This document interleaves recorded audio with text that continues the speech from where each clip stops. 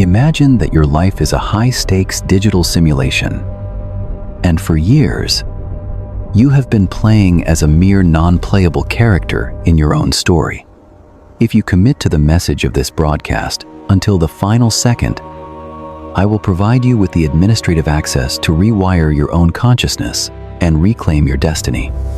If you turn away now, you are essentially signing a long-term contract to remain a passenger in a vehicle driven by broken algorithms and the opinions of strangers.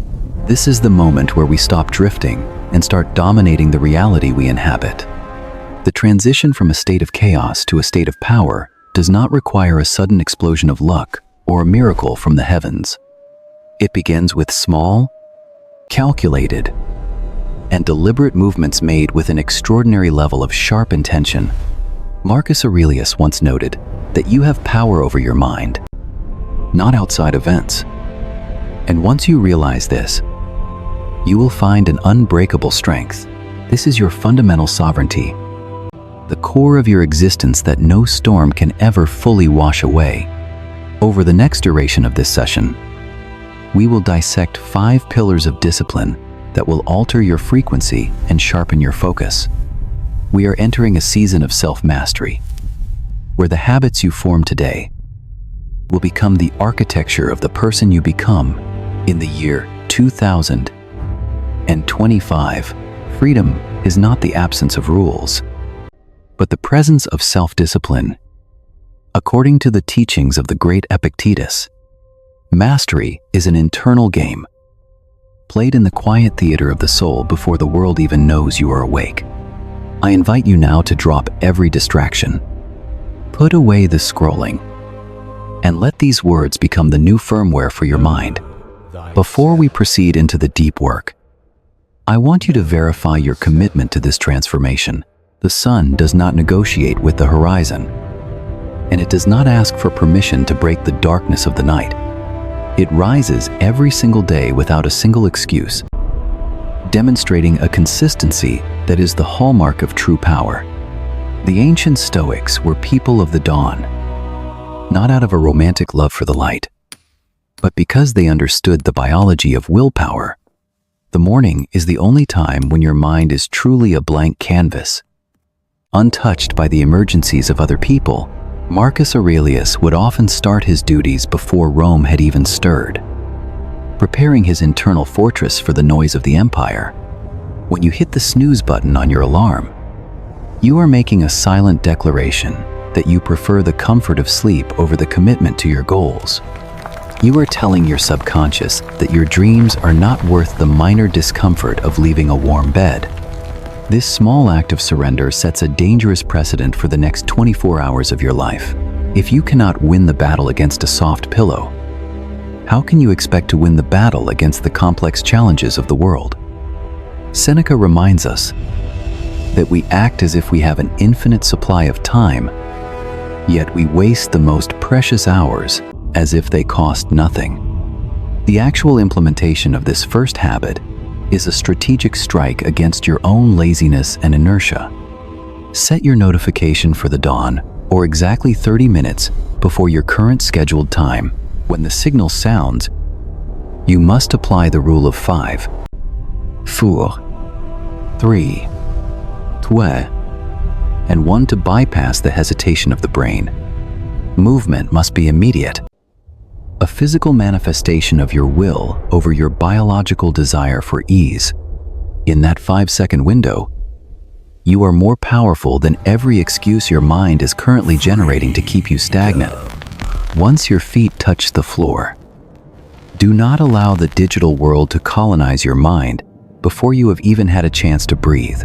Do not check the emails that represent other people's priorities, and do not scroll through social feeds that trigger comparison and envy.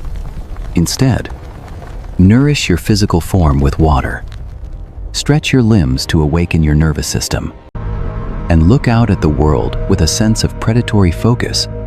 Remind yourself that you are here, you are breathing, and you have been granted one more day to execute your purpose. The first hour of your day acts as the rudder for the massive ship that is your life. If you start your journey in a state of frantic reaction, you will remain reactive until the sun sets again. However, if you start with presence and intention, you become the author of your own narrative, rather than a background character in someone else's drama. After only 3 days of this practice, your biological clock will begin to reset, and the clarity you find will become addictive. You will notice that you have gained time, actual minutes and hours that were previously lost in a fog of half-sleep and digital noise. This is the beginning of true freedom, the reclamation of your most valuable asset. Beneath the layer of notifications and social obligations, there is a version of yourself that possesses absolute clarity and wisdom. This version of you knows exactly what is essential and what is merely a distraction designed to keep you small. Yet, in the noise of the modern era, that voice has been drowned out by the constant chatter of the collective mind. The Stoics practiced a technique that was considered non-negotiable for anyone seeking a life of meaning and virtue. Every single evening, they would retreat into a space of total stillness to review the events of the day. This review was not an exercise in self-punishment or a way to drown in the regrets of the past. It was a scientific extraction of wisdom from raw experience, a way to ensure that no lesson was wasted. Seneca would ask himself 3 powerful questions every night before the light of the day faded away. He would ask what bad habit he had corrected, what temptation he had successfully resisted, and in what specific way he was a better human. Note that he did not ask about his financial gains or the number of people who praised his name in the streets. He was focused on the development of his character and the constant refinement of his internal spirit. In 2024, success without self-knowledge is nothing more than high-frequency noise. Reflection creates a vital gap between the stimulus of life and your ultimate response to it. Most people move through their existence as if they are binge-watching a television series, never pausing to process the plot. Reflection is the process by which you metabolize your life, turning raw data into the fuel of wisdom. To begin this practice, you must find a dedicated time that belongs only to you and your thoughts. While morning works for some, the traditional Stoic preference was the evening, when the day's ledger was complete and ready to be audited. Create a sacred environment, free from the blue light of screens and the lyrics of music that might sway your logic. You can choose to write in a physical journal or simply sit in the dark and hold a silent conversation with your soul. The method is secondary to the quality of the questions you are willing to ask yourself. Ask yourself if your actions today were aligned with the person you claim you want to be in the future. Analyze the challenges that arose and evaluate whether your response was governed by reason or by a temporary surge of emotion. Identify what you learned from the person who annoyed you or the project that failed to meet your expectations. Marcus Aurelius wrote a series of private notes that we now call the Meditations, but he never intended for them to be seen by the public. It was his private workshop where he hammered out the dents in his character every single night. If the most powerful man in the ancient world could find 30 minutes to check his values, then you certainly have no excuse. Your inner life is the only thing that is truly yours. Yet it is often the thing you neglect the most in favor of an empty inbox. During the first week of this habit, your mind will scream that this is a waste of time and that you should be doing something productive. This is simply the resistance of a mind that has been trained to consume rather than to contemplate. Push through the awkward silence of the first few days and wait for the breakthrough that always follows. By the time you reach the 5th or 6th day, you will start to notice patterns in your behavior that were previously invisible. You will see exactly where you are leaking energy and where you are giving away your power to people who do not deserve it. You will start to catch yourself in real time, pausing before you react with anger or frustration. A quiet voice will emerge from the depths of your mind, reminding you of the standards you set during your evening reflection. This is the birth of the inner mentor. the guiding spirit that the ancients called the daemon. When you reflect regularly, the obstacles in your life stop being sources of stress and start becoming sources of data. Failures are no longer dead ends, but essential feedback loops that show you how to adjust your strategy. Pain becomes the tuition fee. You pay for the privilege of becoming wise and resilient. You will develop eyes that see the hidden purpose in every difficulty, transforming the lead of life into the gold of character. Epictetus taught that we were given 2 ears and 1 mouth, so that we might listen twice as much as we speak. Your physical form is not a machine that you merely operate, nor is it a vehicle that you are forced to drive against your will. It is you, in every sense of the word, a biological manifestation of your mental state and your discipline. Right now, your body is likely attempting to communicate with you through the language of tension and restlessness. The heaviness in your chest or the tightness in your shoulders is not a sign of weakness, but energy that has been trapped. The Stoics never separated the health of the mind from the health of the physical vessel. They understood what modern science is only now proving through complex studies and data points. It is nearly impossible to maintain a fortress of a mind within a neglected and decaying body. Marcus Aurelius engaged in the rigors of wrestling and boxing, not for the sake of vanity, but because struggle taught him about the nature of pain. Every drop of sweat shed in the gymnasium was a lesson in the endurance required to rule an empire with justice. He knew that when you voluntarily choose the hard path for your muscles, you prepare your brain for the hard path of reality. We have allowed the modern world to turn the concept of movement into a form of punishment or a chore to be avoided. We have made it about the pursuit of aesthetics or the approval of strangers on a digital platform. We have stripped the spiritual meaning from the act of exertion, turning it into a vanity project rather than a discipline. I am here to reframe this for you. To return to the ancient understanding of the physical furnace, movement is the process of remembering exactly what you are capable of enduring. When things get difficult, it is about feeling the surge of life through your skin and processing the heavy emotions that words alone cannot fix. Anxiety, anger, and grief are not just mental concepts. They are physical states that require a physical release. When you push your body to the point of sweating, a chemical transformation occurs within your internal laboratory. Endorphins are released to mask the pain. Cortisol levels are forced to drop, and your brain literally changes its structure. This is not just exercise. It is a spiritual reconnection with the primal force that lives within you. The requirement for this habit is 30 minutes of daily movement that demands a significant physical response. This is not a gentle stroll through a park or a casual stretch while watching the news on television. This is real exertion, the kind that forces your heart to pump and your lungs to work at their full capacity. Whether you choose to run through the city, dance in your room, or lift heavy iron in a gym, the goal is the same. You are reminding your body that it was built for action, for hunting, for building, and for conquering. Every single excuse that enters your mind right now is a manifestation of the fear that wants to keep you comfortable and weak. Fear that you will look foolish, fear that you will fail, or fear that the pain of the effort will be too much to handle. You must realize that hard is precisely where growth lives, and comfort is the graveyard where potential goes to rot. When you choose the difficulty of the workout over the difficulty of regret, know thyself. You are voting for a better version of yourself. The unexamined Consistency in this life is area not worth will eventually rewrite your very identity until you become someone who thrives in the heat of the struggle. The Stoics practiced voluntary discomfort to prove to themselves that they were not slaves to their environment.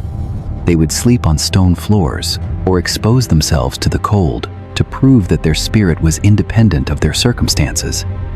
Your daily movement is your modern version of this practice, a daily proof of your discipline and your commitment mentally, The fog that often clouds your judgment will be burned away by the fire of your exertion.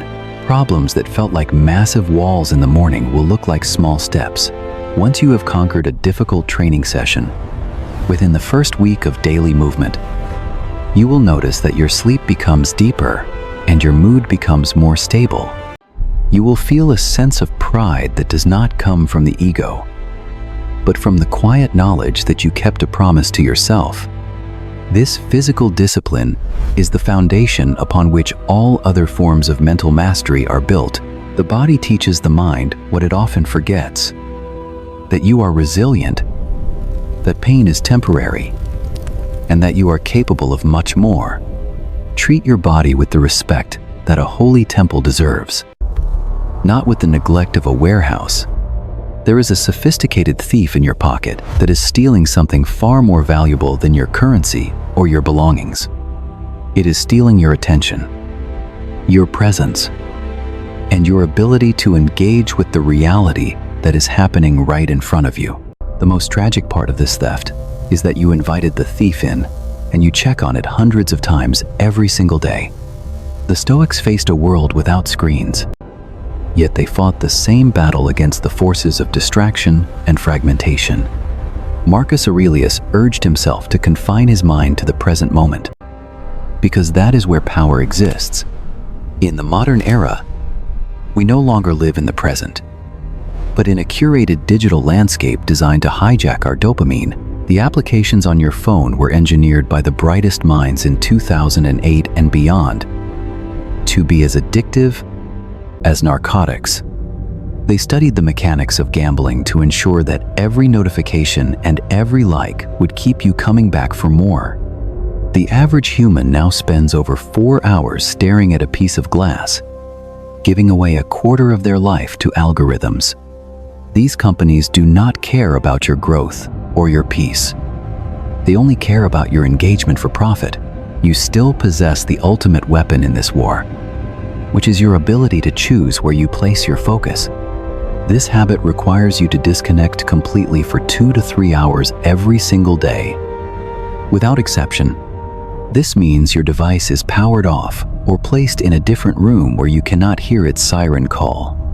No social media, no news updates, no emails, and no digital noise of any kind for that duration. You must rediscover what it means to be a human being living in a physical world that breathes and moves. I can already hear the voices of resistance claiming that they need to stay connected for work or for emergencies. For thousands of years, the human race survived and flourished without the ability to be reached every second of the day. Your ancestors managed their lives without a smartphone, and you will not only survive, but thrive. In the silence, Epictetus taught his students to ruthlessly distinguish between what they could control and what was outside of their influence. You cannot control the chaos of the global news cycle, but you can control whether you allow it into your living room. Use these disconnected hours to engage in activities that nourish your soul and sharpen your intellect. Read a physical book with pages you can touch. Have a real conversation with a person where you look them in the eye. Cook a meal from scratch with your own hands. Or take a walk outside without the distraction of a podcast or music. Notice the details of the trees, the movement of the clouds, and the specific sounds of your environment. The first few days will feel strange, and you will likely experience the phantom vibrations of a phone that isn't there. This is the sound of your brain detoxing from a digital addiction that has been rewiring your reward system for years. Do not surrender to the discomfort, but observe it with the cool detachment of a Stoic philosopher.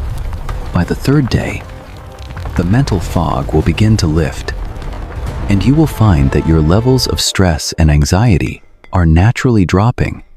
You will realize that most of the things you were worried about were imported from the screen, not from your actual life. You will discover that you have regained the ability to think deeply and to focus on a single task for an extended period. By the 7th day, you will wonder how you ever lived in the constant noise of the digital hive mind. You will have made progress on projects you have been putting off for months, and your relationships will feel more grounded and real. The Stoics believed in the concept of Memento Mori, the reminder that death is inevitable and that our time is strictly limited. Every hour you spend mindlessly scrolling is an hour of your life that you will never be able to buy back at any price. When you are on your deathbed, you will not wish you had spent more time looking at the curated lives of strangers. There is a mental war that begins the moment you open your eyes every morning, and most people lose it before they even get out of bed. The battlefield is crowded with questions about what needs to be done, which tasks are urgent, and where to begin the day's work. When you wake up without a plan, your energy is scattered in 1,000 different directions, leaving you exhausted by noon. The Stoics understood that the key to winning the day was held in the preparation done during the previous night. Seneca advised his friends to live immediately, but he knew that living immediately required a high degree of order. Preparation is power, and the evening is the time when you must act as the general of your own life.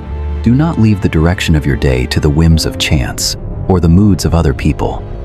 Every evening, before you close your eyes, take 15 minutes to script the victory of the following day. This is not just a simple list of chores, but a strategic commitment to your mission and your values. When you wake up with a clear path already mapped out, you don't waste precious willpower on the act of deciding. Grab a physical notebook or a simple digital document and identify the 3 most critical objectives for tomorrow. Not 10 objectives, and certainly not 20, but 3 essential pillars that will move the needle of your life forward. When everything is a priority, nothing is a priority, and your focus becomes as thin as a sheet of paper. Be specific with your planning, defining exactly when and how you will tackle these 3 major tasks. Specificity removes the ambiguity that often leads to procrastination and mental paralysis during the working hours. Next, you must engage in a practice the Stoics called negative visualization, or the premeditation of evils. Ask yourself what obstacles might try to derail your plan, and identify the distractions or excuses that usually trip you up. Perhaps it is a specific coworker who drains your time, or your own fear of starting a difficult part of a project. Write down exactly how you will respond to these challenges when they inevitably arise during the day. By planning your reaction in advance, you remove the emotional heat from the situation and remain in control. Finally, prepare your physical environment to reduce the friction of making the right choices in the morning. If your plan is to exercise, lay out your clothes and your equipment so that they are the first thing you see. If you are working on a creative project, clear your desk of everything except the tools you need for that specific task. Your future self will be grateful for the kindness you showed them by making the path to success as smooth as possible. Assign your tasks based on your natural levels of energy and creativity throughout the day. Do your most difficult and demanding work during the hours when your mind is at its sharpest and most alert. Save the administrative tasks and the low-level emails for the times when your energy naturally begins to dip in the afternoon. When you end your day with this level of order, your mind is able to enter a state of much deeper and more restorative rest. You are not longer churning through the unresolved loops of the day or worrying about the chaos of the next. Within 3 days, your mornings will feel fundamentally different. Transformed from a scramble into a symphony, we have explored 5 habits, 7 days of commitment, and a single choice that stands before you right now. You have the power to close this broadcast and return to the same patterns that have kept you feeling empty and unfulfilled. Or you can choose the courageous path, the path of the architect who builds their own reality from the ground up. These habits: waking at dawn, daily reflection, intense movement, digital detox, and evening preparation are the keys to a reclaimed life. They are not complicated, but they require a level of consistency that most people are unwilling to provide. Transformation happens one morning at a time, one choice at a time, and one day at a time, building a compound effect that is undeniable. If you do not notice a shift in your energy and your sense of purpose after 1 week, you can always go back to sleepwalking. But I suspect that once you taste the power of a life lived with intention, you will never want to return to the shadows. Marcus Aurelius reminded us that the soul becomes dyed with the color of its thoughts. So make sure yours are of the highest quality. Your life is waiting for you to take the lead. So do not keep it waiting any longer. Hit the like button if you are ready to start this journey, and leave a comment identifying the one habit you are committing to first. Share this with one person who is also tired of being an NPC in their own existence, and subscribe to join this growing community of masters. Start today, in this very moment, because there is no perfect time and there are no perfect conditions. This is where your excuses die and where your true action begins for the future. The year 2025 will be whatever you choose to make of it, starting now.